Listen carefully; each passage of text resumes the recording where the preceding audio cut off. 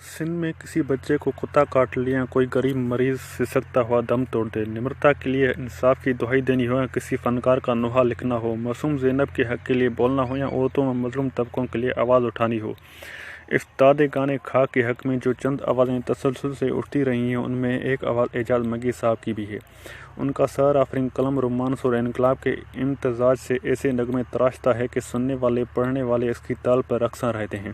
ایک نسل ان کی شعری نثر کی دیوانی رہی ہے۔ بنا کسی رشتے اور تعلق کے ہر خاک نشین کے لیے آواز اٹھانے والے ہمارے اس محبوب قلم کار کا قلم مگر آج ٹوٹا ہوا ہے، جب اس کی اپنی جوان سال بھانجی کراچی میں نامعلوم افراد کے ہاتھوں اغوا ہو چکی ہے۔ سینکڑوں بے زبانوں کی زبان بننے والے قلم کار آج صدماتی حیرت سے سوچ رہا ہے کہ اپنے اشکوں کو کیسے زباں دے، ہر کمزور کے لیے دعا گو رہنے والا اپنی بچی دعا کے لیے کیسے دعا لکھے۔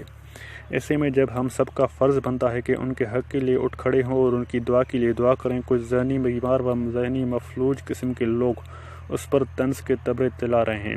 ایسے وقت میں کہ جب ایک بے بس باپ اور ایک سسکتی ماں اپنی بچی کے لیے پریشان حال ہے، وہ اس کے پہنے کپڑوں اور اس کے ہم خیال دوستوں کے ساتھ اٹھنے اور بیٹھنے پر سوال اٹھا رہے ہیں، کوئی اسے فیمنسٹ اور کوئی اسے لبرل و موم بتی مافیا قرار دے رہا ہے، تو کیا ہم اتنے گر گئے ہیں کہ کسی کے حق کے لیے اور کسی کے اغوا پر بھی آواز اٹھانے کے بجائے یہ دیکھیں کہ وہ کون تھا، کیا تھا، کس کے ساتھ اٹھتا بیٹھتا تھا یا کیا پہنتا تھا؟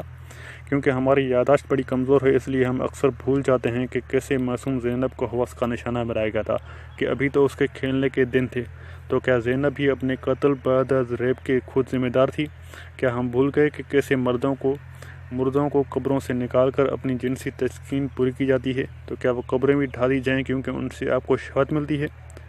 سوشل میڈیا پر ایکٹیوسٹ دوستوں سے گزارش ہے کہ ہر مشکل گھڑی میں بنا کسی تفریق کے عام انسانوں کی آواز بننے والے ہمارے علم دوست اعجاز مگی کی آواز بنیں۔ خصوصاً کراچی کے دوست اس خبر کو زیادہ سے زیادہ شیئر کریں۔ ہم سب کی دعا کو اس خاموش طبع انسان کو ہماری آج مدد کی ضرورت ہے۔ ہم سب کی آواز بننے والے کو آج ہماری آواز بننے کی ضرورت ہے۔ آئیے ایک دوسرے کی آواز بنیں۔